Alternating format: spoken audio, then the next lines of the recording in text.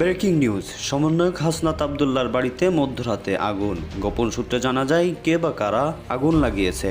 এই বিষয়ে নিজে মুখে সোশ্যাল মিডিয়াতে মুখ খুললেন এবার সমন্বয়ক হাসনাত আবদুল্লাহ। তিনি বলেন, আমাদের বৈষম্য বিরোধী ছাত্র আন্দোলনের সমন্বয়কদের উপর এগুলো কি হচ্ছে দিন দিন। কিছুদিন আগে কাফির বাড়িতে আগুন, আর আজকে আমার বাড়িতে আগুন। এই বিষয়ে এই সরকার ডক্টর মোহাম্মদ ইউনূস কিছুই বলতেছে না। তাহলে কি আমরা বৈষম্য বিরোধী ছাত্র আন্দোলন করে ভুল করছি? হাসনাত আবদুল্লাহর বাড়িতে মধ্যরাতে আগুন। অনেকেই বলতেছে এটা একটা প্ল্যানিং করে হাসনাত আবদুল্লাহ নিজেই তার বাড়িতে নিজে আগুন লাগিয়েছে, শুধু সরকার থেকে বাড়ি ভিক্ষা নেওয়ার জন্য। আবার অনেকেই বলতেছে এটা আওয়ামী লীগের ষড়যন্ত্র। আওয়ামী লীগ সমন্বয়কদেরকে বাঁচতে দেবে না, তাদের সবার বাড়িঘর আগুন দিয়ে পুড়িয়ে দেবে। আরও জানা যায়, আওয়ামী লীগ কাফির বাড়িতে আগুন লাগিয়ে শুরু করলেও 2 নম্বরে ছিল হাসনাত আবদুল্লাহর বাড়ি। এই সমন্বয়ক বলে এভাবে একের পর এক আমাদের ওপর অন্যায় অত্যাচার করলে আমরা কোথায় যাব এবং কোথায় বিচার দিব?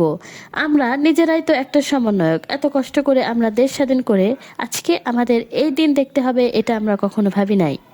আর এভাবে একের পর এক সমন্বয়কদের বাড়িতে আগুন। এ বিষয়ে আমাদের অন্তর্বর্তী সরকার ডক্টর ইউনূস কিছুই বলতেছে না। সেই হিসেবে যতটুকু আমরা বুঝতে পেরেছি, আগের সরকারই আমরা ভালো ছিলাম এবং সুস্থ বিচার পাইতাম। এখনই আমাদের বাড়িঘর আগুন লাগিয়ে পুড়ে দেওয়া হচ্ছে। আর যদি কখনো আওয়ামী লীগ সরকার আসে তাহলে আমাদের কি হবে? মধ্যরাতে বৈষম্য বিরোধী ছাত্র আন্দোলনের সমন্বয়ক হাসনাত আবদুল্লাহর বাড়িতে আগুন, এমন একটি নিউজ বর্তমান বাংলাদেশের সোশ্যাল মিডিয়াতে ভাইরাল হয়ে ছড়িয়ে পড়ছে। অনেকেই বলতেছে এই আগুন হাসনাত আবদুল্লাহ নিজেই লাগিয়েছে, আবার অনেকেই বলতেছে আওয়ামী লীগ লাগিয়েছে। তো বন্ধুরা, সত্যি সত্যি কি এই সমন্বয়ক হাসনাত আবদুল্লাহর বাড়িতে আগুন লাগছে, এটা সত্য নাকি গুজব, তা নিয়ে থাকতেছে আজকের ভিডিওতে বিস্তারিত। এই বিষয়ে পর্যালোচনা করে আমরা বেশ কয়েকটি খুবই গুরুত্বপূর্ণ তথ্য এবং ভিডিও পাই, যা আজকের ভিডিওতে সেগুলোই এক এক করে ধারাবাহিক তুলে ধরবো। যদিও আজকের ভিডিওটা কিছুটা লং হতে পারে, তবে ভিডিওতে অনেক গুরুত্বপূর্ণ তথ্য জানতে পারবেন যে বাংলাদেশের বর্তমান অবস্থা এবং বর্তমান রাজনীতির প্রেক্ষাপট কোন দিকে যাচ্ছে। বন্ধুরা চলুন, তাই আজকে আর ভিডিওতে বেশি কথা বাড়িয়ে আপনাদের মূল্যবান সময়টি আমরা নষ্ট করতে চাই না। সরাসরি আজকে আমরা চলে যাব মূল ভিডিওতে। আর সেখানে আজকে আমরা দেখব সত্যি সত্যি কি এই সমন্বয়ক হাসনাত আবদুল্লাহর বাড়িতে আগুন লাগছে নাকি এটা গুজব ছিল। ছাত্রদের নতুন রাজনৈতিক দল গঠন নিয়ে ছাত্র শিবিরের সাথে বিরোধ চরমে পৌঁছেছে। মূলত সদস্য সচিব পদ নিয়েই এই বিরোধের সূত্রপাত। নতুন রাজনৈতিক দলের প্রধান অর্থাৎ আহ্বায়কের দায়িত্ব নিতে যাচ্ছেন নাহিদ ইসলাম। বিষয়টি মোটামুটিভাবে নিশ্চিত। তিনি নিজেও গতকাল জানিয়েছেন তিনি দলের দায়িত্ব নিতে পারেন, তবে এখনই গণমাধ্যম যেন সেটা প্রচার না করে, যেহেতু এখনও সিদ্ধান্ত নেননি, তিনি এখনও সরকার থেকে পদত্যাগ করেননি। তাই গণমাধ্যম যেন নিশ্চিত না হয়, অর্থাৎ ঘোষণা দেবার আগ পর্যন্ত এই তথ্যগুলো প্রচার না করে, সেই অনুরোধ তিনি করেছেন। সেই অনুরোধ তিনি করতে পারেন কিনা এবং এখনও সরকারে যিনি আছেন তিনি আগামী 24 তারিখে যে রাজনৈতিক দল গঠন হতে যাচ্ছে সেই দলের প্রধানের দায়িত্ব নিতে পারেন কিনা, তার কোনো নৈতিক ভিত্তি আছে কিনা, সেটা নিয়ে যথেষ্ট আলোচনার সুযোগ আছে। সে জায়গায় আজকে যাচ্ছে না। বিরোধের জায়গাটা তৈরি হয়েছে যখন আক্তার হোসেনকে সদস্য সচিব হিসেবে মনোনীত করা হয়েছে। কারণ ছাত্র শিবির চেয়েছিল আলী হাসান জুনায়েদকে সদস্য সচিবের পদে রাখতে, কিন্তু শেষ পর্যন্ত আক্তার হোসেনই হতে যাচ্ছেন নতুন রাজনৈতিক দলের সদস্য সচিব। সদস্য সচিব পদের জন্য নাসিরউদ্দিন পাটোয়ারি এবং সার্জিস আলমের নামও শোনা যাচ্ছিল, কিন্তু মূল বিরোধটা শুরু হয়েছে আলী হাসান জুনায়েদ এবং আক্তার হোসেনের মধ্যে।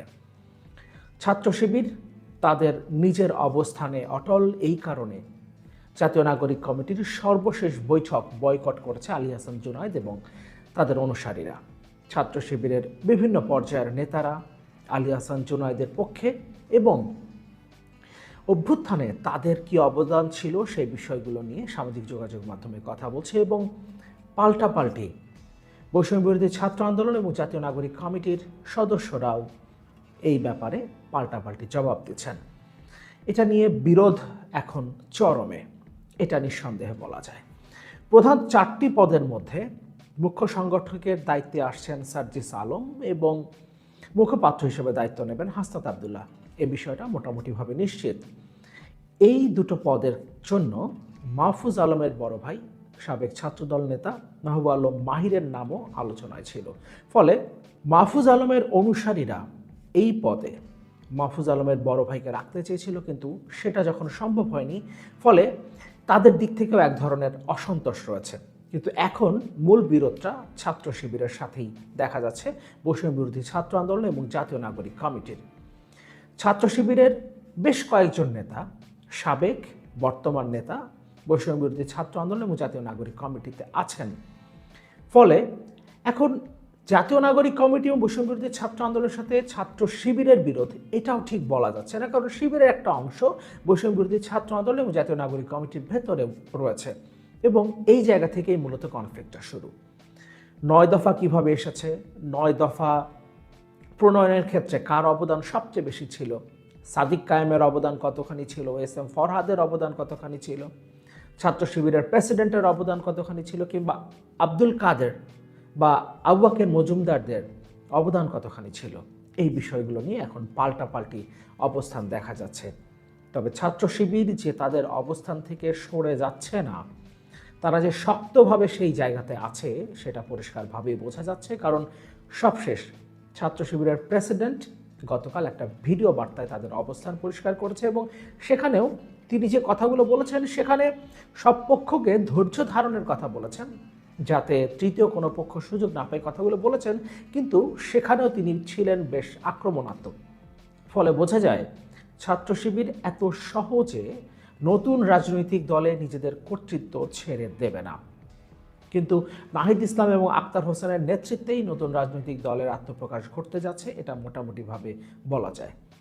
শুরুতে যে কথাটা বলছিলাম, নাহিদ ইসলাম নতুন রাজনৈতিক দলের প্রধান হিসেবে দায়িত্ব নিতে যাচ্ছেন, কিন্তু তিনি এখনও নিশ্চিত নন তিনি কবে নাগাদ পদত্যাগ করবেন এবং নতুন রাজনৈতিক দলের তিনি দায়িত্বে আসছেন কিনা সেটাও তিনি নিশ্চিতভাবে বলছেন না। আবার তিনি বিষয়টি অস্বীকারও করছেন না। তাহলে এখন যিনি সরকারে আছেন, 18ই ফেব্রুয়ারিতে যিনি সরকারে আছেন, তিনি আগামী 24 তারিখে যে রাজনৈতিক দল আত্মপ্রকাশ করতে যাচ্ছে তার আহ্বায়কের দায়িত্ব কি নিতে পারেন? এই যে বৈঠকগুলো হচ্ছে, জাতীয় নাগরিক কমিটি, বৈষম্য বিরোধী ছাত্র আন্দোলন, তারা বৈঠক করছে এবং সেই বৈঠক থেকে আহ্বায়ক, সদস্য সচিব, মুখ্য সংগঠক, মুখপাত্র, এই পদগুলো যে তারা নির্ধারণ করছে, সেখানে কি নাহিদ ইসলামের নাম আসছে না? তিনি কি সেখানে ক্যান্ডিডেট হচ্ছেন না দলের প্রধান অর্থাৎ আহ্বায়ক পদের জন্য কিংবা সদস্য সচিব পদের জন্য? তিনি কি সেখানে একজন প্রার্থী নন? আমরা নতুন রাজনীতির কথা শুনছি ছাত্রদের মুখে, বৈষম্য বিরোধী ছাত্র আন্দোলন এবং জাতীয় নাগরিক কমিটির মধ্যে, এবং তারা বারবার একটা কথা বলার চেষ্টা করেছেন, দেশে গণতন্ত্র প্রতিষ্ঠা করতে হলে রাজনৈতিক দলগুলোর মধ্যেও গণতন্ত্র প্রতিষ্ঠা করতে হবে। তাহলে নতুন যে রাজনৈতিক দলটা হতে যাচ্ছে সেই দলের প্রধানের পদটা কিভাবে নির্ধারণ হচ্ছে? আমরা অবশ্যই প্রত্যাশা করি গণতান্ত্রিক পদ্ধতিতে, এবং সেটা যদি হয় তাহলে দুদিন আগে যে বৈঠকে নাহিদ ইসলাম এই দলের আহ্বায়কের দায়িত্ব নিতে যাচ্ছেন বলে ঠিক হলো, আমরা গণমাধ্যমে তেমনটাই জেনেছি এবং বৈষম্য বিরোধী ছাত্র আন্দোলন জাতীয় নাগরিক কমিটির নেতারাও বিষয়টি অস্বীকার করছেন না, নাহিদ ইসলাম নিজেও বিষয়টি অস্বীকার করছেন না। তার মানে ধরে নেওয়া যায় তিনি নতুন রাজনৈতিক দলের কেন্দ্রীয় নেতৃত্বে আসছেন। তার মানে সেই বৈঠকে নিশ্চিতভাবেই নাহিদ ইসলামের নাম আলোচনা এসেছে। নাহিদ ইসলাম একজন প্রার্থী ছিলেন আহ্বায়ক হিসেবে, সরকারে একজন আছেন, তার নাম নতুন রাজনৈতিক দলের আহ্বায়ক হিসেবে এসেছে, নিশ্চয়ই তার সাথে আলোচনা না করে এটা হওয়া সম্ভব না। তার মানে এই রাজনৈতিক দলের যে গঠন প্রক্রিয়া তার মধ্যে নাহিদ ইসলাম সরাসরি যুক্ত আছেন। নাহিদ ইসলাম কথাও বলেছেন যে অন্য যে দুজন, তিনি যদি পদত্যাগ করেন এবং নতুন রাজনৈতিক দলের দায়িত্বে আসেন, তাহলে অন্য যে দুজন, আসিফ মাহমুদ এবং মাহফুজ আলম সরকারে আছেন, তারা থেকে যাবেন এবং তারাও নির্দিষ্ট সময় যদি নতুন রাজনৈতিক দলে তারা দায়িত্বে আসেন তাহলে তখন তারা পদত্যাগ করে আসবেন। তার মানে তাদের ভেতরেও নতুন রাজনৈতিক দলের সাথে ইনভলভমেন্টটা আছে তাদের সাথে। তো একজন ব্যক্তি একটা দলের সাথে ইনভলভ থেকে তিনি যদি সরকারে থাকেন তাহলে সরকারের নিরপেক্ষতা কিভাবে থাকে? প্রশ্ন করা যায়, কিন্তু প্রশ্ন করতে গেলেই নানা দিক থেকে আক্রমণের শিকার হতে হয়। কিন্তু এটা তো ঠিক, প্রশ্নগুলোকে আমরা করতে পারবো না। এখন এই প্রশ্ন করতে গেলে আপনি বলবেন আপনি বিএনপিকে নিয়ে কেন কথা বলছেন না, বিএনপি তো কিংস পার্টি। হ্যাঁ, মেনে নিলাম বিএনপি কিংস পার্টি, কিন্তু বিএনপি যদি 70-এর দশকের শেষে এসে এই ভুলটা করে থাকে কিংবা তারা যদি সেই সময় কিংস পার্টি গঠন করে থাকে, তাহলে এখন এই 24-এর অভ্যুত্থানের পরেও আমরা সেটা করতে পারি। অর্থাৎ বিএনপি একটা ভুল করেছে, তাহলে এখন আমরা সেই ভুলটা করতে পারি এবং এটা জায়েজ হয়ে যায়। নিশ্চয়ই এটা আমরা বলবো না। কারণ সেটা যদি হয় তাহলে ভবিষ্যতে যে কেউ যদি স্বৈরাচার হয়ে ওঠে শেখ হাসিনার মতো, তাহলে তিনি কি উদাহরণ দিবেন যে 2009 সালে ক্ষমতায় এসে 2024 সালের 5 আগস্ট পর্যন্ত শেখ হাসিনা তো স্বৈরাচার ছিল, তাহলে আমরা কেন হতে পারবো না? যেভাবে শেখ হাসিনা বারবার বলতেন, শেখ হাসিনা বলতেন, তাকে আপনি নির্বাচনের কথা যতবার বলেছেন, 2014, 18, 24-এর নির্বাচনের কথা যখন তাকে বলা হয়েছে, তাকে যখন প্রশ্ন করা হয়েছে, তিনি 14, 18, 24-এর নির্বাচন কি হয়েছে সে কথা না বলে তিনি চলে গেছেন 96-তে কি হয়েছিল, মাগুরার নির্বাচনে কি হয়েছিল, বিএনপি প্রথম শুরু করেছে, এই কথাগুলো বলতে শুরু করেছেন। তার মানে তিনি 96-এ মাগুরার নির্বাচন কিংবা 96-এর জাতীয় সংসদ নির্বাচনকে দিয়ে তিনি 14, 18, 24-এর তিনি যে নির্বাচন করেছেন, নির্বাচন নামের যে সার্কাসগুলো তিনি মঞ্চস্থ করেছেন, সেটাকে জায়েজ করবার চেষ্টা করেছেন।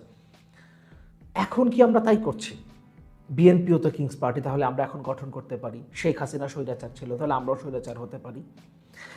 আর নতুন রাজনৈতিক দল গঠনের শুরুতেই যেভাবে নেতৃত্ব নিয়ে নিজেদের মধ্যে বেশ কয়েকটা অংশ তৈরি হয়ে গেছে এবং পরস্পর বিরোধী যে অবস্থানটা আমরা দেখতে পাচ্ছি, শুরুতে বেশ কয়েকটা অংশ ছিল। সার্জিস আলমের নাম এসেছিল, নাসিরউদ্দিন পাটোয়ারির নাম এসেছিল, এমনকি মাহবুব আলম মাহির অর্থাৎ মাহফুজ আলমের বড় ভাই, সাবেক ছাত্রদল নেতা, তার নামও যখন এসেছিল, তখন তাদের অনুসারীরাও তাদেরকে প্রতিষ্ঠা করার জন্য, শীর্ষ 4 পদে প্রতিষ্ঠা করার জন্য কিংবা সদস্য সচিব পদে প্রতিষ্ঠা করার জন্য চেষ্টা করেছেন এবং একে অন্যের প্রতি নানাভাবে আক্রমণ করার চেষ্টা করেছেন। কিন্তু যখন শিবির অর্থাৎ আলী হাসান জুনায়েদ এবং আক্তার হোসেন, এই দুটো নামের মধ্যে যখন বিরোধটা চলে আসলো, তখন অবশ্য সেই বিরোধগুলো অনেকটাই ম্রিয়মাণ হয়ে গেছে। কিন্তু এটা এখন এতটাই প্রকাশ্য যে অনেক কিছুই এখন সামনে চলে আসছে এবং একে অন্যকে সরাসরি আক্রমণ করছে। জুলাই অভ্যুত্থানে কার কী অবদান ছিল, কে পালিয়েছিল, সে কে কোথায় ছিল, শিবির কি করেছিল, 9 দফা কে এনেছিল, কে শেখ হাসিনার পতন চেয়েছিল, আর কে শুধুমাত্র কোটা সংস্কার আন্দোলনের মধ্যেই 24-এর যে আন্দোলন, সেই আন্দোলনকে সীমাবদ্ধ রাখতে চেয়েছিল। এই আলোচনাগুলো এখন সামনে আসছে এবং এটা অবশ্যই আমাদের জন্য প্রত্যাশিত নয়, ছাত্রদের জন্য তো নয়। নতুন রাজনৈতিক দল যেটা ছাত্র গঠন করতে যাচ্ছে, বৈষম্যবিরোধী ছাত্র আন্দোলন এবং জাতীয় নাগরিক কমিটি সম্মিলিতভাবে, তাদের জন্য যেমন প্রত্যাশিত নয়, তেমনি বাংলাদেশের জনগণের জন্য প্রত্যাশিত নয়। তারা নিজেদের মধ্যে এই ধরনের বিরোধ এবং এই ধরনের সরাসরি পাবলিক প্ল্যাটফর্মে এই বিরোধগুলো সামনে নিয়ে এসে যে ভুল মেসেজটা তৈরি করছেন, তার মধ্য দিয়ে শেখ হাসিনার আওয়ামী লীগ আবারও কোনো সুযোগ পেয়ে যায় কিনা, সেই সম্ভাবনা কিন্তু উড়িয়ে দেওয়া যায় না। ফলে এই জায়গাতে তারা দৃষ্টি রাখবেন, সেটা আমরা প্রত্যাশা করি এবং অবশ্যই প্রত্যাশা করি তারা এখনও তাদের নতুন রাজনৈতিক দল গঠন প্রক্রিয়া নিয়ে ভাববেন এবং সরকারের সুযোগ সুবিধা নিয়ে, সরকারের প্রোটোকলে নতুন রাজনৈতিক দল গঠন করবেন না, যাতে ভবিষ্যতে এই রাজনৈতিক দল একটা কিংস পার্টি হিসেবে অভিহিত হয়। 5ই আগস্টের পরবর্তী সময়ে বাংলাদেশে রাজনীতিতে নতুন মেরুকরণ তৈরি হয়েছে। আপনারা জানেন যে সাধারণ শিক্ষার্থীদের ঐক্যবদ্ধ প্রচেষ্টার মাধ্যমে বাংলাদেশের বিভিন্ন রাজনৈতিক, সামাজিক, ধর্মীয় সংগঠনের সংঘবদ্ধ প্রচেষ্টায় শেখ হাসিনা 5ই আগস্ট পালাতে বাধ্য হয়েছে। কিন্তু শেখ হাসিনা পালানোর পরবর্তী সময়ে আমাদের এই রাজনৈতিক অঙ্গনে বেশ অনৈক্য, বিভিন্ন ধরনের মনোমালিন্য, রাজনৈতিক নতুন মেরুকরণ তৈরি হয়েছে। সাম্প্রতিক সময়ে সাধারণ শিক্ষার্থীরা একটি দল গঠন করার জন্য তাদের সিদ্ধান্ত বিভিন্ন পত্রপত্রিকায়, নিউজের মাধ্যমে আমরা জানতে পেরেছি। তারা এ নিয়ে তাদের সার্ভে রিপোর্ট পর্যন্ত সংগ্রহ করেছে। জনগণের কাছে তারা জানতে চাচ্ছে যে কী নামে তারা সংগঠন করবে। সংগঠনটি শুরু করার পূর্বেই বেশ কিছু হোঁচট খাওয়ার গল্প আমাদের সামনে শুরু হচ্ছে এবং দেখা যাচ্ছে। সাধারণ শিক্ষার্থীদের উপরে সাধারণ জনগণের বেশ আশা আকাঙ্ক্ষা ছিল আকাশসম, কারণ তারা বাংলাদেশের 53 বছরের বিভিন্ন রাজনৈতিক দল, সামাজিক সংগঠনগুলোর অ্যাক্টিভিটিস দেখেছে। নতুন ছাত্রদের সাংগঠনিক কর্মকাণ্ড দেখার অপেক্ষায় তারা প্রহার গুনছিল। কিন্তু আজ মনে হচ্ছে যে সেই সাধারণ শিক্ষার্থীদের সংগঠনটি কতটুকু বাস্তবে সুন্দরভাবে পরিচালিত হবে সেটা সন্দিহান। কারণ আমরা ইতিমধ্যেই জানতে পেরেছি তাদের দলের ভিতরে দলকে কেন্দ্র করে কে প্রধান হবে, কে সেক্রেটারি হবে সে নিয়েও বেশ মতদ্বৈততা চলছে।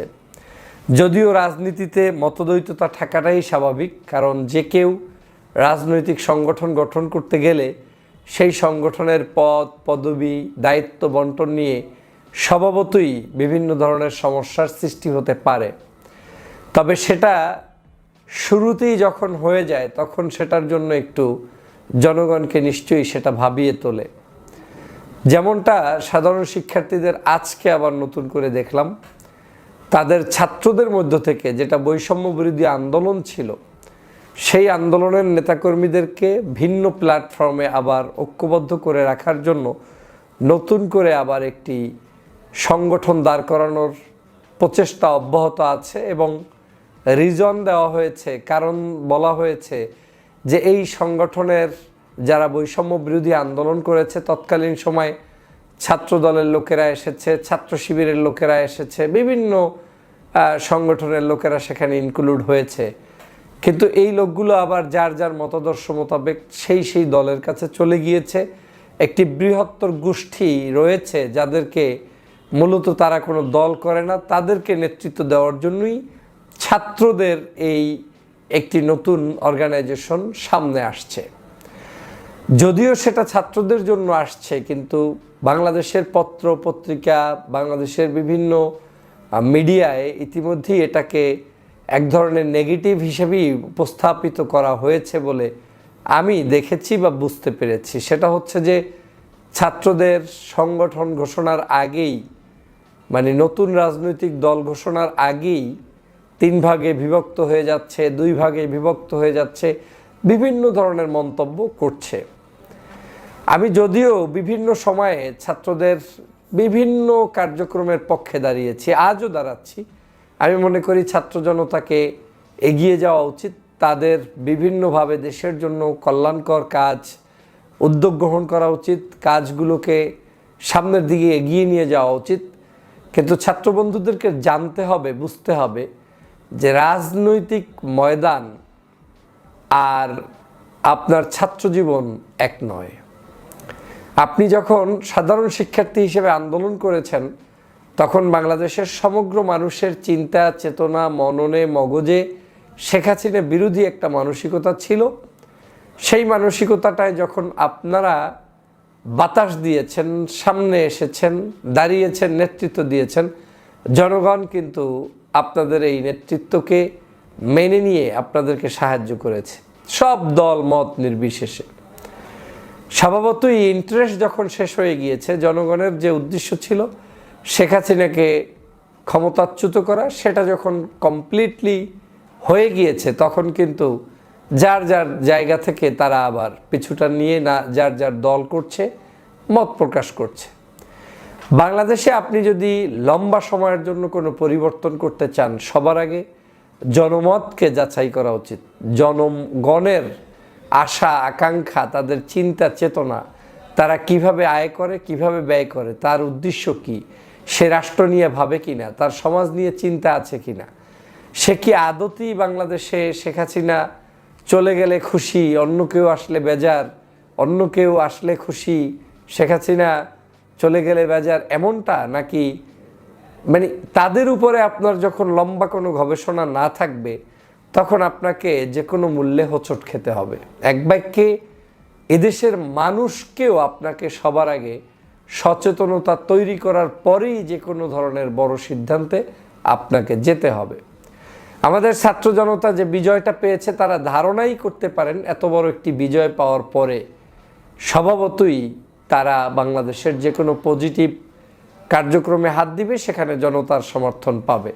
এটা আশা করা কোনো অন্যায় নয়, কিন্তু এই আশার সাথে বাস্তবতার মিল থাকতে হবে। যেমন বাংলাদেশের সর্ববৃহৎ যে রাজনৈতিক সংগঠনগুলো আছে তাদের সাথে আপনার সম্পর্ক কেমন, তারা আপনার আন্দোলনটাকে কিভাবে দেখছে, তারা আপনার সংগঠনটাকে কিভাবে দেখছে, আগামী দিনে আপনি কি কি বাধার সম্মুখীন হতে পারেন, এই চ্যালেঞ্জগুলো যখন আপনার কাছে থাকবে তখন স্বভাবতই আপনি আপনার কিছু উদ্যোগ আপনি ওই চ্যালেঞ্জের সাথে সামঞ্জস্য করে নিতে পারতেন।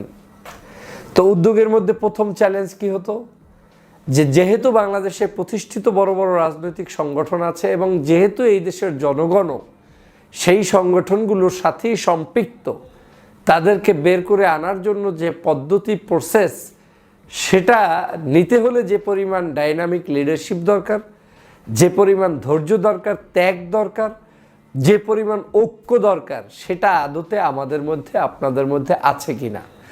যদি না থাকে আপনি কখনোই সফল হবেন না। এই কথাগুলো একেবারে দিবালোকের মতো স্পষ্ট। কেন হবেন না? আপনার সবার আগে আপনার পিপলদেরকে অ্যাকোমোডেট করতে জানতে হবে, একত্রে চলতে হবে। বাংলাদেশের সাধারণ মানুষ অনেক আশা করে বসেছিল, অনেক, তারা বিভিন্নভাবে এই আশার মধ্য থেকে তারা চেয়েছে যে সাধারণ শিক্ষার্থীরা আসুক, অন্ততপক্ষে ছোট্ট জায়গা থেকে শুরু করবে, পাওয়ারই যেতে হবে এমনটা নয়, কিন্তু ছোট্ট জায়গা থেকে তারা আস্তে আস্তে হয়তো একটা সময় গিয়ে রাষ্ট্রের বড় কিছুও করতে পারত। আমার কাছে মনে হচ্ছে বাংলাদেশে এই সাধারণ শিক্ষার্থীদেরকে ইমেজ ডাউন করার জন্য কিছু বিভিন্ন চক্র এখানে লেগে গিয়েছে। যেমন আপনাকে শুরুর দিকে কিভাবে কথা বলাতে হবে আপনাকে কেউ শিখিয়ে দিল, আপনি বললেন। মিডিয়া আপনাকে অতিরিক্ত উচ্ছ্বাস দেখিয়ে জাতির বীর বানিয়ে দিলেন, কিন্তু আপনার সাথে জনগণের কানেক্টিভিটি নেই। আপনাকে মিডিয়ার মাধ্যমে বিশ্বের বরেণ্য একজন বড় কিছু বানিয়ে দিল, তাতে তো কিচ্ছু আসে যায় না। কিন্তু এই কাজগুলো দেখে দেখে করে করে এমন কিছু হোপ তৈরি করে দেওয়া হয়েছে এই রাজনৈতিক সংগঠনের, ছাত্র সংগঠনের এই নেতাদের মধ্যে, যে তারা হয়তো আকাশ কুসুম কোনো একটা চিন্তা করে বসেছে। এখন যখন আবার আপনাদের মধ্যে অনৈক্যের কোনো একটা সুর কোনোভাবে শুরু হবে বা হচ্ছে বলে মিডিয়ায় প্রকাশ পাচ্ছে, এই জিনিসটাও ওই যারাই আপনাকে এতদিন তুলেছে তারাই কিন্তু আবার প্রচার করবে। তাহলে কি দাঁড়ালো? আপনাকে যখন প্রচার করার প্রয়োজন ছিল তখন ভিন্ন আরেকটি উদ্দেশ্য ছিল, প্রচার করেছে। এখন আপনাকে আবার প্রচার বিমুখ করতে হবে, বিতর্কিত করতে হবে, ভিন্ন উদ্দেশ্য আছে, আপনাকে বিতর্কিত করছে। এবং আপনি আর একটা ফেজ হয়তো কিছুদিনের মধ্যে আবার আরেকভাবে দেখতে পারবেন। তাহলে যেটা হচ্ছে সেটা হচ্ছে আপনার আপন কেউ আশেপাশে এখন নাই। আপনার আপন হওয়ার জন্য যেটা দরকার ছিল, আপনার নিজ পিপলরা ঐক্যবদ্ধ থেকে বাস্তবতাকে মেনে নিয়ে সমাজের চাহিদার উপরে ভিত্তি করে রাজনৈতিক সংগঠনগুলোকে এগিয়ে নিয়ে যাওয়া, হোক সেটা ছোট। কিন্তু এই সংগঠন যদি সেই ছোট থেকে বড় হতে না পারে, তাহলে এই সংগঠনের ভবিষ্যৎ কোনোভাবেই আপনি যেভাবে দেখছেন সুজলা সুফলা, সেটা কামনা করা যাবে না। এই সংগঠনকে প্রতিষ্ঠিত করতে হলে আপনার অদম্য সাহস লাগবে, রাজনৈতিক প্রজ্ঞা লাগবে, সিনিয়রদের প্রতি আপনার কমিটমেন্ট, মানে সম্মান করা, তাদের প্রতি শ্রদ্ধা রেখে কথা বলা, সেই যোগ্যতা আপনার অর্জন করতে হবে। বাংলাদেশের বিভিন্ন রাজনৈতিক সংগঠনগুলোর সাথে ওঠবস করার মানসিকতা থাকতে হবে। একক একক ভাব নিয়ে চলা নয়, বরং সবাইকে নিয়ে চলার মানসিকতা থাকতে হবে। ধর্মীয় বিষয়গুলোতে জনগণের কাছে স্পষ্ট ক্লিয়ার ধারণা থাকবে যে আপনার ধর্মভিত্তিক মানুষদেরকে প্যাট্রোনাইজ করতে আপনার কোনো বাধা নাই। এক বাক্যে জনগণ যখন আপনাকে একটা জাতীয় সকল ইস্যুতে তার চিন্তার আলোকে একজন নেতা হিসেবে পাবে, তখন আপনি প্রতিষ্ঠিত হবেন। কিন্তু যখন আপনি সেটা করতে গিয়ে আজকে একরকম, কালকে আর এক রকম, পরশু আর এক রকম, কিংবা আপনারা আর অ্যাট দ্য সেম টাইম আপনার আশেপাশের অন্য কেউ আপনাকে তুলে দিবে না, উঠতে দিবে না, তো সেই জায়গা থেকে আপনার জন্য এর চেয়ে নিজেদের মধ্যে ঐক্যবদ্ধ হয়ে সুন্দরভাবে প্রতিষ্ঠিত করার বিকল্প কোনো পথ নাই। আমি এই কথাগুলো কেন বলছি? আমি ছাত্রদেরকে ভীষণ পছন্দ করি। আমি চাই আমার শিক্ষার্থীরা উঠে আসুক, নেতৃত্ব উঠে আসুক, আগামীর বাংলাদেশ বিনির্মাণে তারাও অবদান রাখুক। হোক না আজকে হয়তো রাখতে পারবে না, কালকে রাখবে, কালকে হয়তো রাখতে পারবে না, আরেক দিন রাখবে, কিন্তু তাদেরকে যদি মাঠে হারিয়ে ফেলি, একদিকে যেমন আমাদের অকৃতজ্ঞতা হবে, আরেকদিকে হবে এই সাধারণ শিক্ষার্থীরা এই যে একটা জুলাই বিপ্লব করে এত বড় একটা ত্যাগ তারা করে গিয়েছে, এই ত্যাগের প্রতি অসম্মান হবে। সাধারণ শিক্ষার্থীদেরকেও সে কারণে এই আজকের হোঁচটগুলো থেকে শিক্ষা অর্জন করতে হবে যে বাস্তবতা কি, দেশের মানুষ কি, আর আপনি কি, এবং আপনি রাজনৈতিক চিন্তাটা 10টা 50টা পত্রপত্রিকা কিংবা মিডিয়ায় প্রচার হলেই যে এস্টাবলিশড হয়ে যাবে এমনটা কিন্তু নয়। জনগণের সাথে সম্পৃক্ত হওয়ার জন্য আপনার পিছনে ব্যাকআপ থাকতেই হবে। সেটা হোক যে কোনো সেক্টর থেকে, যে কোনো জায়গা থেকে।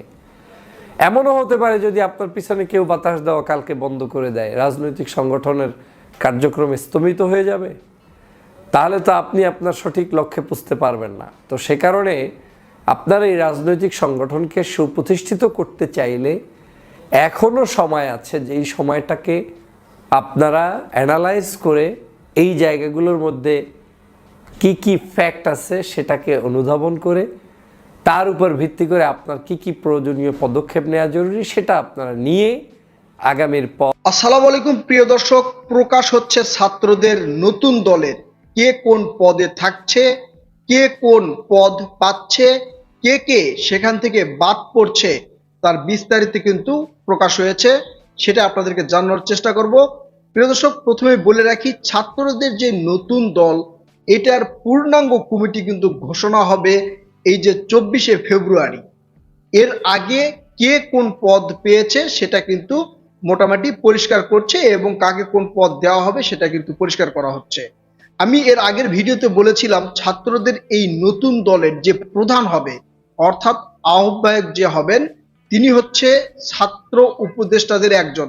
অর্থাৎ এই যে অন্তর্বর্তীকালীন সরকারের কাজ সাথে যে ছাত্র উপদেষ্টা 3 জন রয়েছে তার মধ্যে একজন, সেটা কিন্তু কনফার্ম হয়ে গেছে।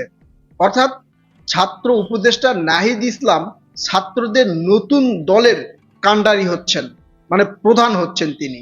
তিনি এই পুরো দলটাকে পরিচালনা করবেন, এবং দলের দ্বিতীয় ক্ষমতাধর পদ হচ্ছে সদস্য সচিব। এর আগে আমি বলেছিলাম যে সদস্য সচিবে 3 জনের নাম উঠে এসেছে। সেখানে ছিল আক্তার হোসেন, নাসিরউদ্দিন পাটোয়ারি এবং সার্জিস আলম। হাসনাত আবদুল্লাহর নামও সেখানে কানা ঘোষাই ছিল। আসলে সেটাই কিন্তু এখন প্রকাশ হলো।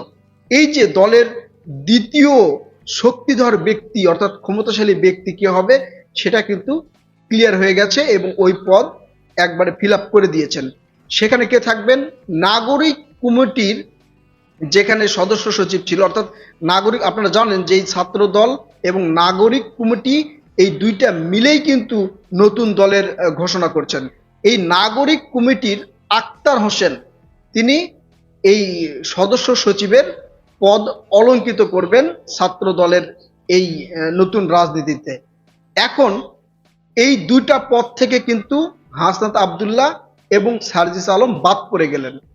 দলের দুইটা যে ক্ষমতাধর পদ সেটা হচ্ছে আহ্বায়ক এবং সদস্য সচিব। এই দুই পদ থেকে সার্জিস আলম এবং হাসনাত আবদুল্লাহ বাদ পড়ে গেলেন। তাহলে সার্জিস আলম এবং হাসনাত আবদুল্লাহকে কি পদ দেওয়া হলো?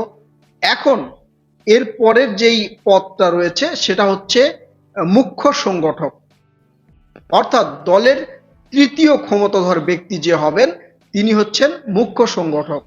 এই মুখ্য সংগঠকের ক্ষেত্রে আমরা দুইটা নামই দেখছি, সেটা সার্জিস আলম এবং হাসনাত আবদুল্লাহ। এখানে আমাদের বিশেষ বিশ্বস্ত সূত্র বলছে মুখ্য সংগঠক হিসেবে দায়িত্ব পাবেন সার্জিস আলম। অর্থাৎ ছাত্রদের দলের যেই 3 নাম্বার পাওয়ারফুল বা ক্ষমতাশালী যেটাই বলি সেটার পদ পাচ্ছেন সার্জিস আলম। তাহলে হাসনাত আবদুল্লাহকে কোন পদ দেওয়া হচ্ছে এটা এখন পর্যন্ত পুরোপুরি ক্লিয়ার নয়, তবে তাকে সাংগঠনিক সম্পাদক হিসাবে এই নতুন দলে ঠাঁই দেওয়া হতে পারে বলে জানা যাচ্ছে। সাংগঠনিক সম্পাদক কি? এই দলের যতগুলো সংগঠন থাকবে সেই সংগঠনের প্রধান সাংগঠনিক সম্পাদক হিসাবে থাকবেন হাসনাত আবদুল্লাহ। যদিও এটা পুরোপুরি ক্লিয়ার নয় প্রিয় দর্শক, এটা আপনারা হয়তো পরবর্তীতে জানতে পারবেন। এখন পর্যন্ত মোটামুটি এই 3টা পদ, অর্থাৎ ক্ষমতাশালী 3টা পদ, আহ্বায়ক সদস্য সচিব এবং মুখ্য সংগঠক, এই 3টা পদ কিন্তু শিওরলি আমরা জানতে পেরেছি আমাদের বিশ্বস্ত সূত্রের মাধ্যমে।